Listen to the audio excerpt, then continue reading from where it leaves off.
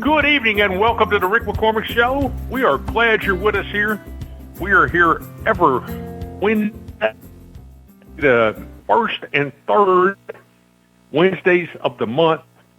Are talking real estate and all things real estate. I am the namesake of the show. I am Rick McCormick, your host. If you're a first-time listener, I also have CoachMac10x.com, coaching program for real estate agents, brokers, and some small business owners.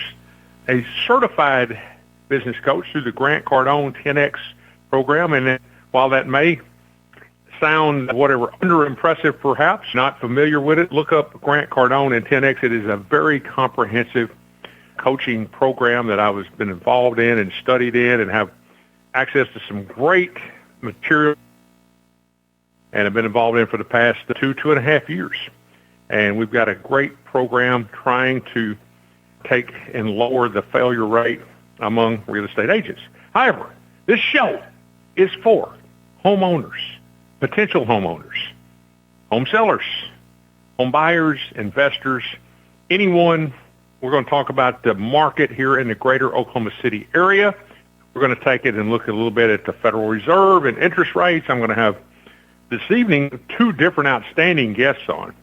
One who is a mortgage expert, another who is an insurance and also an investor around our area here. Actually owns properties in multiple states, and we're going to talk about that. And so we've got some great content here. We're glad you're with us.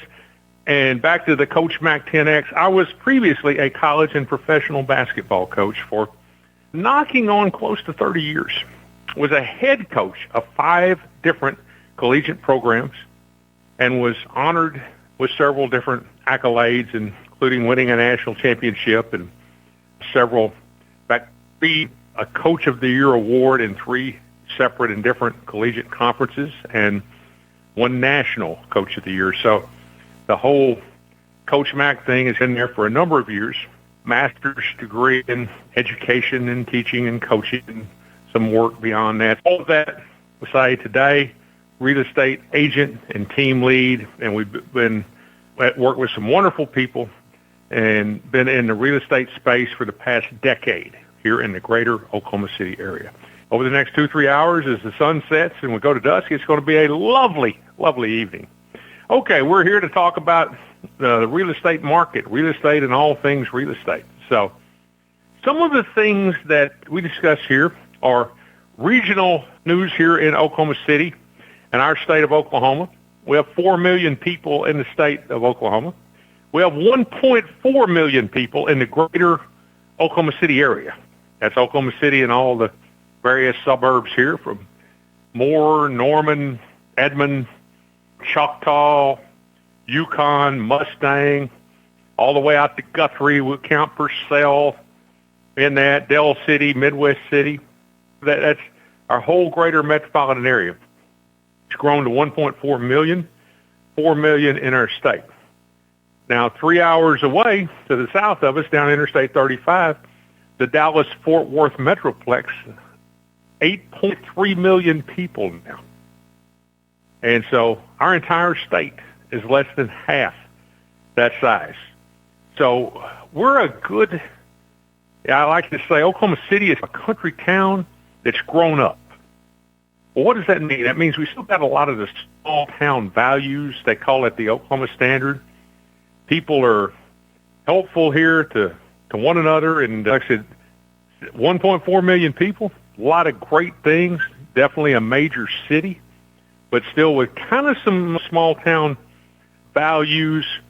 Our highway systems used to be a very easy city to get around in. It's getting nothing like Houston, Atlanta, Dallas, Los Angeles. Okay, we're not even on the same page with them. I'm not sure we're in the same book or encyclopedia with them, but we do need to continuously look to upgrade our infrastructure to continue that. But the great place, in fact, on a personal note, my daughter, Andrea McCormick, is here visiting me, and she flew in from Colorado yesterday and lives out there, and flew in out of Denver, and was commenting about how nice that our mall here are, that we still have malls, and what an interesting city this is. I mean, of course, she's been here many times and grew up in Oklahoma, not in Oklahoma City, but in the state. And so anyways, it's always nice to hear as people move here, and I work with them. I mean, I've got people right now transitioning here from other places, but when somebody comes here, it's always good to hear positive compliments about our city and what's happening here in Oklahoma City, how nice it is. I guess malls are becoming a thing of the past, and she was out with me yesterday, and late in the evening, at the end of the day, we stopped by a mall quickly, and she said, "Oh my God, this is so nice." We were actually at Penn Square Mall for a few minutes. Not a place that I frequently visit, as people know. I'm out and about all the time. If I get any criticism, it's for working too hard and not gearing down and not slowing down. But we were out, and she was just commenting, and it had all the how nice it was, and said felt like it might be nicer than anything in Denver. And lived in Denver for a number of years in southern Colorado. So anyway, always good as people visit here. But what I was saying is many of the things that we're going to talk about here, this is regional news, and some of these apply across. We can talk national news, but I do want to make a point that when you talk real estate, okay, national news, something that you see a clip of on whatever you watch, a news station, CNN or Fox News or MSNBC or any CBS TV, NBC, that may apply to our market here, and it may not. Sometimes national news is not necessarily local or regional news. And occasionally the counter is true. What you will find here in Middle America, like here in Oklahoma City, that the highs and lows of the economy and the things that go on, when things are great, the highs maybe right here are not quite as high as the East and West Coast. But the lows are usually never as low. I had people 3 and 4 years I'm going to wait a little bit. There's a bubble right now coming off COVID. I said, okay, tell me about that bubble. Home prices are going to go way down. I said, no, they're not. Oh, they have to. No. You have to look at a global perspective of things. In certain places, in some markets, they may go way down. Here, when you look at our pricing and our dollars per square foot, we've analyzed this on the show more than once. Of the top 25 cities in the United States, you're listening, we got listeners all over, but there's a good chance that many of you are right here in the greater Oklahoma City area. And you've heard me say this before, perhaps. Compared to the Dallas-Fort Worth Metroplex, compared to Miami, Florida, compared to Phoenix, Arizona, compared to Washington, D.C., compared to Manhattan, New York City, compared to any of the top 25 cities by population in the United States. When you look at the average household income and you look the average price home, that percentage of household income to buy that average home, that's where the most affordable housing market in America is. You guessed it, Oklahoma City, right here. So that goes to a great quality of life in the fact that you can buy a home and not be in San Francisco where the average home is $1,040 a square foot. I don't want to buy my home there, but I'd sure like to sell it there. Guys back here in the production studio and Scott, if I can take my house if I can somehow move it to San Francisco, I can sell it out there. Be in good shape. In that $2.5, $3 million range there at 1,000 plus square foot. But here, that house is maybe a little over, but $400-ish thousand. So with that said, home prices here, what they've done, they've stabilized. They didn't go up 14 per year like we were doing during COVID. they go up that 2 to 3% normal appreciation that you get. That's what they've done here. But there was and is no, quote, bubble. But with that said, it is, and we are now and currently in a buyer's market. A buyer's marketplace. Period. Why? How do you I'm going to bring on here in a moment before I answer that question for you, and we get into that. We're going in one of our mortgage expert, mortgage experience, and mortgage knowledge, who's been in the business for, 25 plus years. Our owner at Security Financial Mortgage, Mr. Kendal Dexter. I see him here in the studio. Kendal, are you with us? You got your headset on? Are you ready to go? Ready to go, Coach. Good to be back after 2 weeks. Absolutely. On the talk, we're going to get, of course, into mortgage rates and Jerome Powell and all that in a bit. Jerome Powell, the chairman of the Federal Reserve Committee, who has a lot to do with interest rates, which, as most of you, if you're listening, know, interest rates have more than a lot to do with the housing industry and the purchase of a home.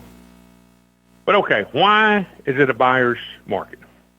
Because right now, as we speak, the every property feeds into our MLS, multi-listing system. Okay? Try not to use a lot of real estate terms here. Many people know what that is. Some don't. I used to talk to agents about, don't go out and start talking about, not everyone speaks our language, okay? Multi-listing, okay? There can be some first slab owners, but the majority of properties are in the MLS. Well, here in Oakmar, Oklahoma City Metropolitan Association of Realtors, OKCMAR, Oakmar. That's Oklahoma City, and probably a good 75-mile radius. Here, we have 8,304 homes here in the 6 p.m. hour, July 16th, Central Standard Time, 8304. Now, what does that mean? That is a lot for our population base. During COVID, the numbers were crazy. We can throw those out. It went from 6,000 all the way down to 1,800. 15 offers on houses, $20,000 above list price, $30,000 above list price. But 6,000 had kind of been a norm. See, that was the norm if you go back and research the history of our market. Well, 8,300, Kendal. So for 2,300, we're 40 to 45% above our normal range. So supply and demand. That alone tells you that we are in a buyer's market. Okay? If you're a seller, you better get with a real good agent like the Rick McCormick Realty Group, who better be very resourceful and have a lot of advertising and marketing, and they can help you navigate this. But just putting it on MLS and putting a sign in the yard, I know that if you don't know all the ins and outs, many of you think that that's all it does. And in many cases, you are right. That's all some of them do. But you better have a plan for how you're going to make this thing happen, because it is definitely, supply and demand is on the buyer side. Now, Kendal, you guys take mortgage applications. You talk with people. You help people in lending. And this has been going on now for, we hit 8,400. It was we went 100 higher than where we are now. It's been going on for a hot minute here, a good year and a half. Our inventory's just been growing and growing and bulging. So how do you see this whole picture from the mortgage side? I mean, the number of mortgage applications we've seen a little bit of an uptick here, a little increase. The market has improved a little bit in our area. But what have you seen on your side of things? Yeah, and Coach, your microphone's cutting out a little bit there, but I picked up what you were putting down. We have seen people get a little bit more restless and maybe listening to our advice where you want to take advantage of the buyer's market. We've gone through this exercise many times on the show. You want to net gain, paying the higher interest rate in the short run and getting the property at what it's worth now than waiting for rates to come down and everybody comes out of the woodwork and now you're competing for property and you're paying more for the house. The whole supply-demand issue, we've gone over it many times. When you do the math, the amount of interest you pay extra, if, say the rates go down 2%, is far blown away by any kind of additional appreciation you might see on the property itself. So more people are doing it. Hopefully they're listening to the show and taking that advice. Get out there while it's a buyer's market, secure your real estate, and then refinance whenever the rates get better. Absolutely. Now, let me go through some more breakdown numbers for us, okay? What we've got here is, now 2 weeks ago, we had a showing that the number of listings were going to come down some. But all of a sudden, we're back. In the past 7 days, this is what we look like. We've had 788 new listings. 788 new listings. We have had 577 sold listings. And then we have had 702 pending listings going in escrow, preparing to sell. So our sold number is down a little bit over what we were talking about a couple of weeks ago.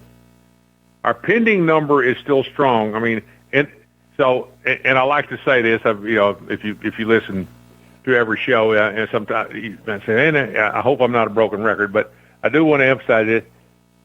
Do not listen to what your neighbor, your friend at church, your colleague at work, whatever said. Oh, nobody's doing anything in real estate. 702 have gone under contract pending in the past 7 days. 100 a day. Another almost 600, 577, almost 600 have sold in the last 7 days. So there is a lot of activity.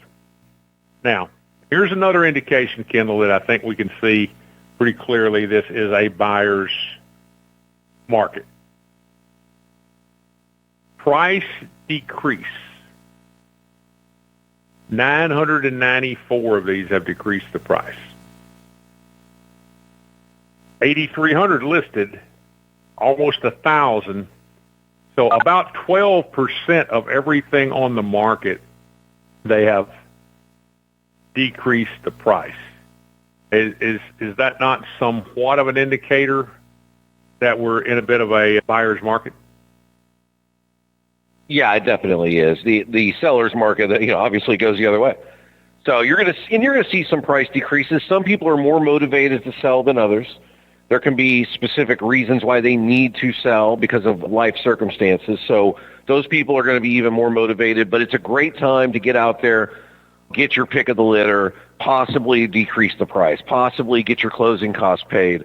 And the people that go out there with poor representation or no representation a lot of times end up with the short end of the stick, Coach. You really need to have somebody that knows what they're doing, knows the market, and can squeeze every drop out of the turnip of, lower price, closing costs, whatever you can get out of any given seller. To that point right there, let me give you another little statistic.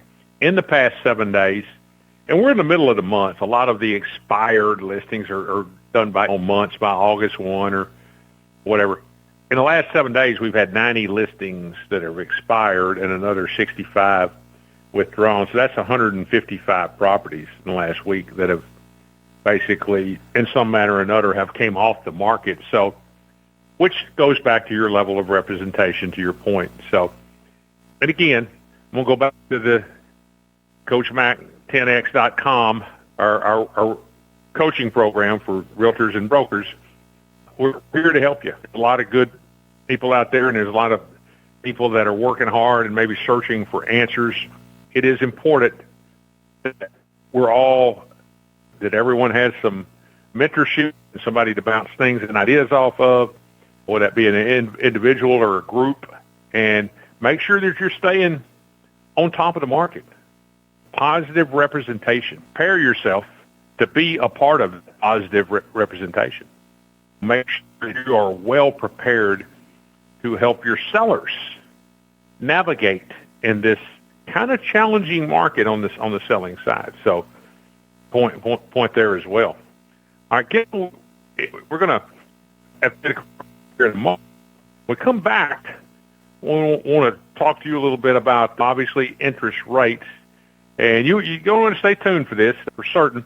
We're going to talk interest rates, but it's also really interesting Jerome Powell and the Federal Reserve and all of the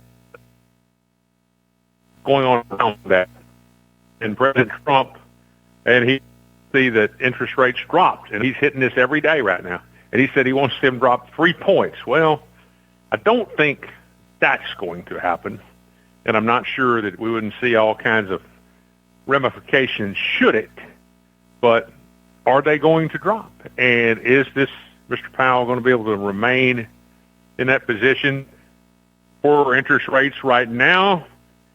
What's happened to them in the last week? And so we've got a lot of things to uncover and unpack. And then as we come back in the second half of the hour, we're going to also be joined by our local insurance investor and regular guest on here, Mr. Brad Martin.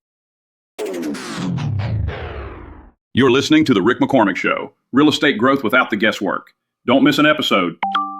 Tap follow wherever you're listening. Want early access and exclusive updates? Join my insiders list at coachmac10x.com/podcast. Now back to the show. Good evening and welcome back to the show. I'm Rick McCormick, your host, and joined by the two real stars of the show here, Mr. Kendal Dexter with owner of Security Financial Mortgage, and now joined by Mr. Brad Martin, the owner at Premier Insurance and a local investor. Brad, thank you for coming on with us as well. Absolutely. Happy to be here. It's a great day. A lot of exciting things happening. Appreciate the time. Absolutely. All right, Kendal, let's go.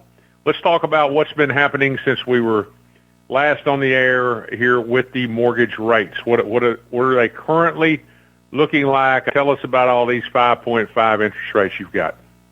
Yeah, I wish, Coach. The market has moved in a negative direction since we were on last.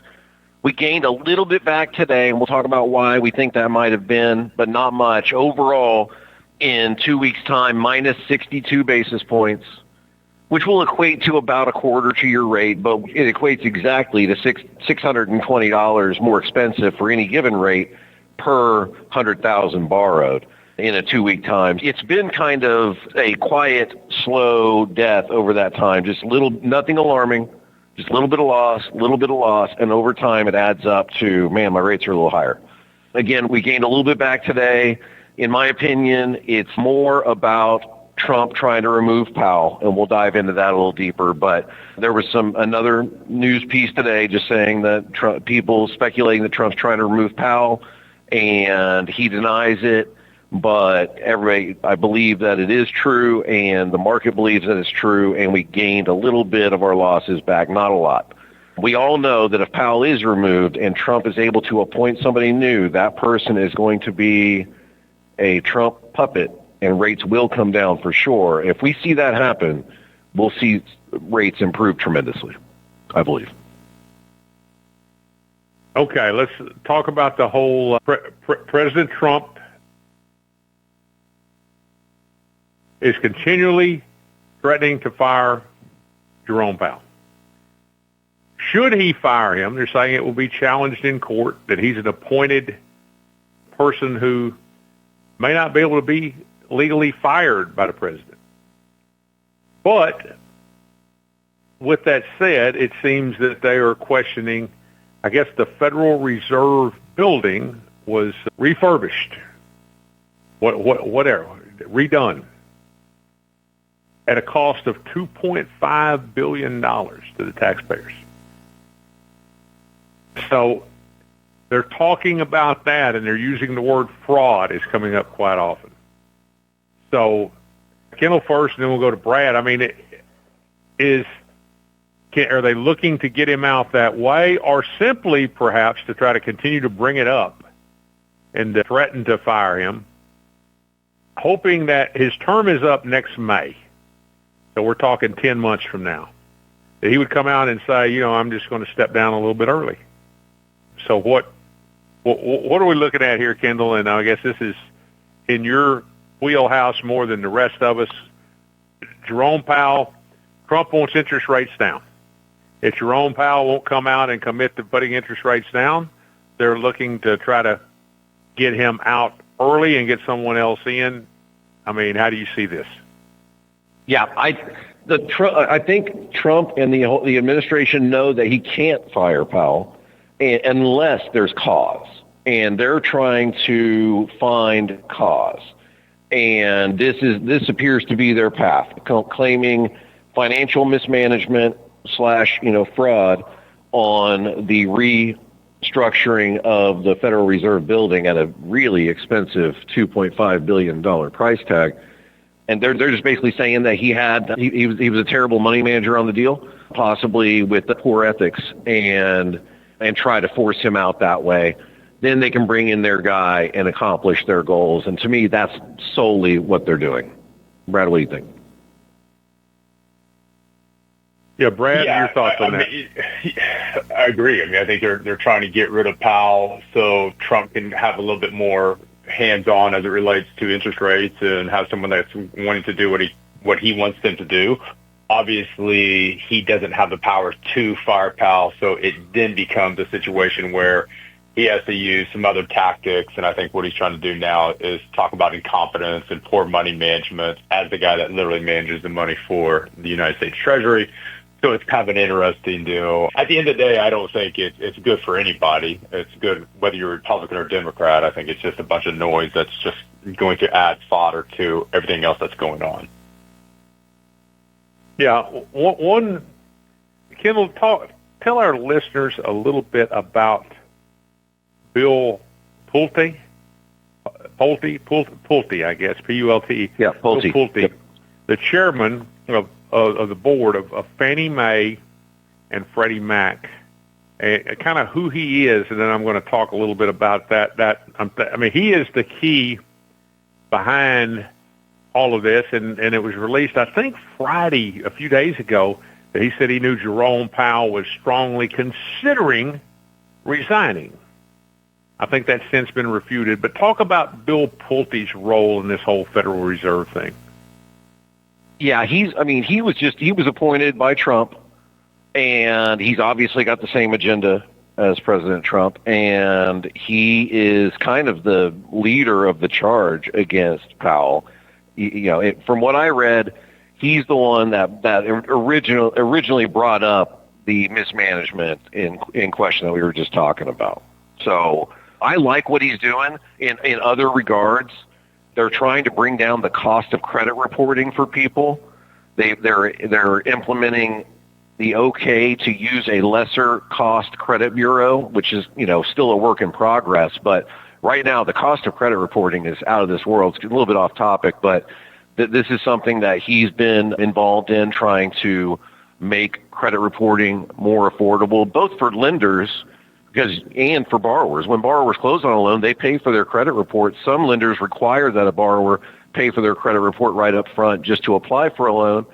And from my seat, my company doesn't do that. So when a loan does not close and we just pull credit to see how things are looking, that's a big expense for us.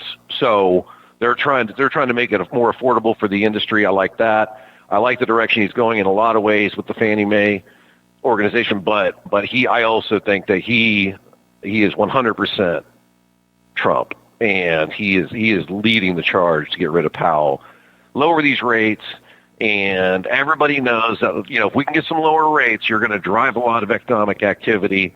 That's what they're trying to do. Now, I guess there's two buildings. Renovation would be the word, I guess, that I was looking for, but $2.5 billion. Would seem somewhat excessive. Now, there's also that I guess they said the Federal Reserve's main headquarters is over 90 years old. It was constructed in the 1930s. But once again, I guess originally they were talking about the project was going to be $600 million. And it is ballooned to $2.5 billion. And perhaps there's mismanagement involved or fraud. Now, Brad, I'm going to bring this to you. There's some concern that while the thought process is, well, this guy is no longer there, Jerome Powell, interest rates will come down up to the housing industry. There's also some thought that the ousting of Powell risks the setting off of a market panic. And I know you do some things with investments in the stock market and whatever. Do you see the potential of that? That, like I said, okay, he's out and he steps down, but all of a sudden, what does this do to the overall inflation picture? What does this do? I mean, is it going to send the markets into a panic? I don't think it would send the markets into a panic. Kendall alluded to it earlier. Everybody knows Trump is trying his best to get interest rates down. It only helps him, especially as you go into midterms. So I think you'd honestly see maybe the flip side of that. You might see people actually celebrate it a little bit. Markets might act positively to it. That might be a short-term lived deal. I'm more impressed with a renovation that costs $2.2 billion. That is 2.5. $2.5 billion. Billion with a B. That's right. Billion. That is a lot of money. I mean, when you look at, for us local people here in Oklahoma City, the Oklahoma City Thunder just, unveiled their new arena, and their price tag on that is about $1 billion less. A brand new state-of-the-art basketball facility. Man, to me, whichever side you're on, you still need to take a look at that. That's a pretty impressive number to have that. But do I think the markets will act negatively? I mean, honestly, who knows? I think the biggest thing right now that you see when I talk to other investors, when I talk to other people looking at placing capital, everybody is scared because there's no more playbook. You typically know if A happens, then this is what the result is. If B happens, then this is the result. But right now, the playbook is so crazy, no one knows what's going to happen. And so everybody's just sitting on the sidelines just trying to figure out, all right, what are the rules in which we play by, and then we can navigate those waters, whether they're choppy or not. Right now, no one knows what that looks like. And so all the people I talk to are hesitant. And so who knows, I guess, Coach, would be my short answer in all this. Yeah, and the final point I'll make on this, not to belabor the point, but they say and good point, we're going to talk about the Thunder's new building. I think the price tag on that is $1.2 billion. This is $2.5, and we're not building a building. They said the renovations were, quote, ostentatious and included things like rooftop terrace gardens, VIP private dining rooms, water features, premium marble throughout much of the facility, and much, much more. Rooftop terrace, I mean, is that something, $2.5 billion, like I said, that's an amount of money that would go a lot. And we're not talking about building a building. We're talking about on an existing building. So very interesting there. And I guess the other thing is Trump is coming up, President Trump, on 6 months in office. Why was some of this not addressed and monitored during the previous administration while this $2.5 billion was being spent? So, and obviously, I know when you talk about any politician, and certainly our current president, that thing can go either way. There's people on all sides of that. But I do think that there are some positives to at least keeping a closer eye and managing taxpayer dollars. And there's a lot of examples, but this would certainly be a case in point. $2.5 billion on renovations. And I don't know, perhaps there's a need, Kendall, for them to have rooftop terrace gardens. But yeah, I want my feds to be pampered, Coach. I mean, let's pamper these guys. I don't know how big this building is, but Brad completely stole my thunder, pun intended. I was going to mention that this is twice the cost of a brand new state-of-the-art amazing arena that they just unveiled today. It looks tremendous. And they're not building it. I mean, how could it possibly cost that much to renovate a building, unless it is just enormous? So I would agree. They probably need to look a little deeper into it, because we don't need the finest things in the world for the Fed Reserve. We just need the regulators to regulate. Well, and Jerome Powell has disputed some of the claims about some of those things that are there. So anyway, we'll see. And in either case, the current administration is very serious about getting interest rates down and doing everything humanly possible to either get the current group to lower them, step down, and put someone else in that will, but to get the housing industry going. So that is something very interesting that we will want to, and for our listeners' sake, to keep a close eye on. And would encourage you, keep an eye on what they're saying about Jerome Powell and the Federal Reserve, and then I've even seen stories as well, guys, that before we leave this subject altogether, that says that for maybe the Fed and what they do doesn't have that much to do with interest rates at the end of the day. Most people think that they really do. But I saw one thing about, hey, there's so much talk about all this, but do they really, Kendal? Quickly, if they come up and dropped 100 basis points in the next meeting, which is at the end of this month, is there any way that interest rates do not go down?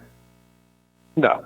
They're not directly correlated, is what people are saying, but they are indirectly correlated, because that is the cost to borrow money as a lending institution.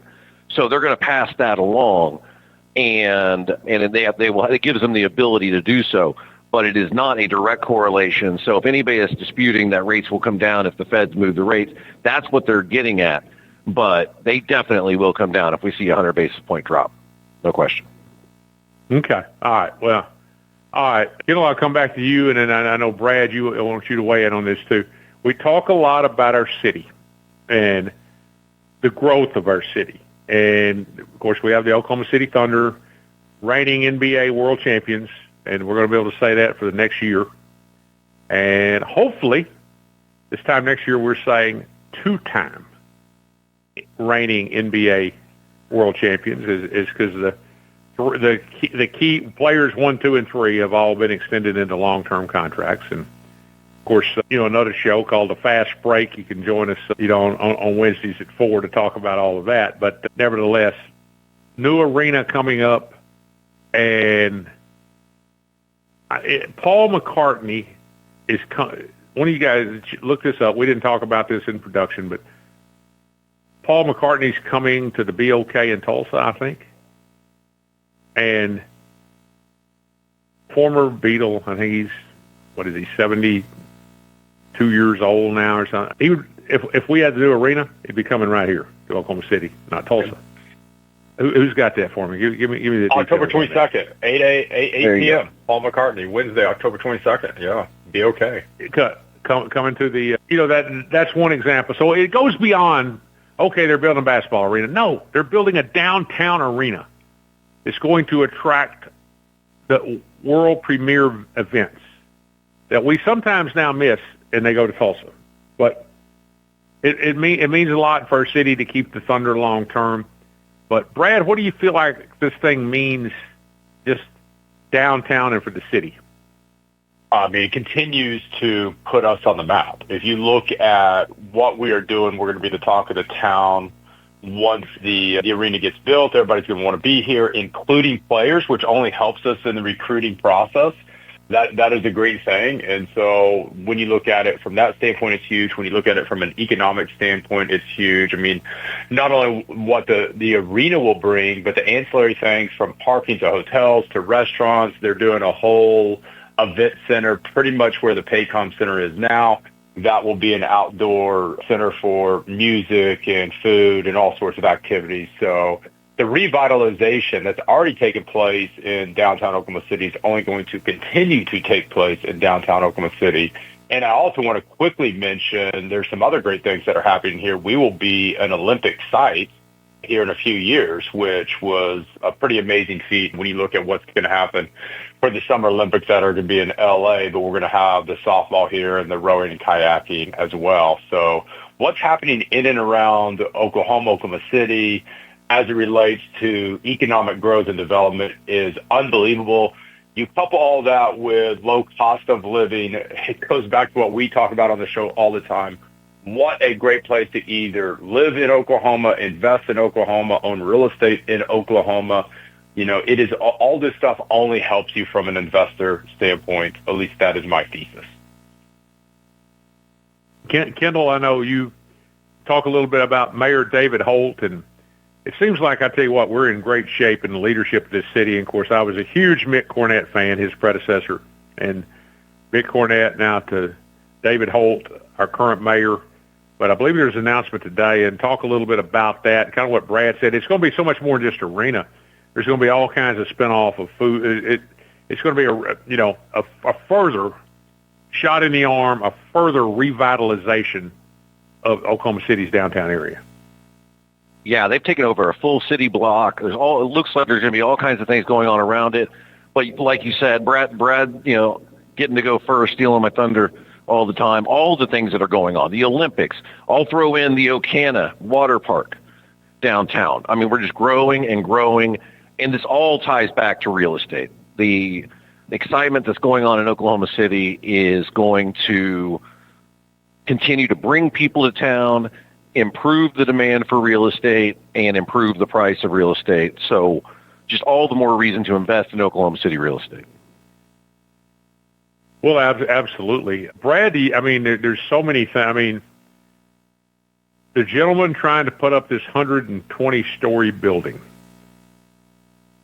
Now, right now, there are empty office spaces in Oklahoma City, in downtown Oklahoma City. We're not close to 100% capacity. I don't think we're at 75% capacity. But with this revitalization that we're talking about, could there actually be a need? And, I mean, does this thing make sense for investors, this 120-story building potentially in downtown Oklahoma City? I mean, thinking and seeing this arena and thinking about that, does one fuel, well, not one, does that fuel this potential 120-story building that's being discussed? I think it definitely helped further the conversation and bring it along. You've got to look at, can that building, no pun intended, stand on its own as it relates to the economics of what that building can do and bring. Remember, that building is a little bit offset from where the new arena is going to be. So, what they're talking about there is mixed use development. They're talking about restaurants, bars, obviously office and apartments. Can that building stand on its own outside of what the arena can bring in? Because the arena is going to compete for that same type of dollars. People are going to games, et cetera. I personally do not see how the economics make sense when you look at multifamily and you look at the number of new units, Class A units that are coming online. You look at the cost to A, build those, and then B, lease those out if I'm a tenant, versus what I can buy for a very larger home, not too far from the downtown corridor. To me, the economics just don't make sense. And I think last I saw, there's another 5 or 6 brand new Class A units coming online downtown. At some point, I don't think we have enough infrastructure to support that as far as bodies. And so to me, does it make sense? No. But does that stop people from investing? Obviously not. Yeah. Kendall, your thoughts on that, I guess, kind of from the 25-year plus housing and mortgage industry. I mean, it obviously helps, but Kendall, you think that building, we're ever going to see that building downtown completed, this 120-story building? No, I've been standing firm on this ain't happening from the get-go. I don't believe in the guy that's developing it, and I don't really believe in the project. I don't think there's enough people that even want to live that lifestyle in the city to support it, that downtown lock and leave kind of lifestyle. We've got a very family-oriented city, largely. And a lot of the people that live here want to be in a suburb. They want to have a backyard, or they want to own land. We've experienced this in real estate over and over and over. People that are clamoring to get land and be outside of the city, or you've got your dogs. You need to have a yard. That is more of a predominant desired lifestyle here than the downtown condo lifestyle. Yeah, I think you're right, obviously, but the arena obviously is going to create a lot of buzz. It's going to create some new job opportunities in the downtown area. So, but again, I'm not sure that we're going that this 120-story high-rise building that is continued in discussion is ever going to become a reality in downtown Oklahoma City. Although, with that said, there are plenty of other things. The arena itself is exceptional. Kendal, talk just for a moment or so. It's like all glass. Just describe the arena as you saw it today in the release. Yeah, it's incredible. And everybody can go to okcthunder.com/arena and watch like a 3.5-minute video that they showed during the State of the City address today, but fully glass curtain all the way around, and it's up on a platform. So when you approach the arena, there's all kinds of areas down on the ground. There's all kinds of areas surrounding the arena. And then the arena itself just looks incredible. And when you look at the piece of land it's sitting on, they're literally taking up an entire city block. It's going to be tremendous. Absolutely. And it will not be, we don't know the name of it, but it will not be the Paycom Center. That has been determined, I'm told. So be interesting to see, I guess, the name of the naming rights of this new arena. So, but anyway, great stuff. I mean, we're glad you tuned in with us here on the Rick McCormick Show. We love being with you and talking about real estate, our market. Everything we talk about here is data and research driven. The numbers, 8,304 properties, a buyer's market. Kendal's able to come on and give us hard facts on what the interest rates are looking like. We can project for the future and then talk about the future of our city. This great new arena. It's been voted, it's been passed, and now it's been unveiled. And it will be open for the beginning of the 2027 season. Isn't that right, gentlemen? We will tip off there in 2027. 28, I think. Really? Okay. Yeah, I believe we're going to play 3 more in the Paycom, and then we're going to move. Okay. As well as 28. Okay, well, I stand corrected. Only 28, but again, it will be interesting to watch the evolvement of this. So, again, I want to thank Kendal Dexter, the owner of Security Financial Mortgage, and thank Brad Martin, the owner at Premier Insurance, for being with us. I'm your host, Coach Rick McCormick. We're here on Wednesday evenings at 6 p.m. Central Standard Time. Reach out to our information is on the site. You can always find me at CoachMac10x.com. Thank you for being with us, and until next time, stay safe and may God bless.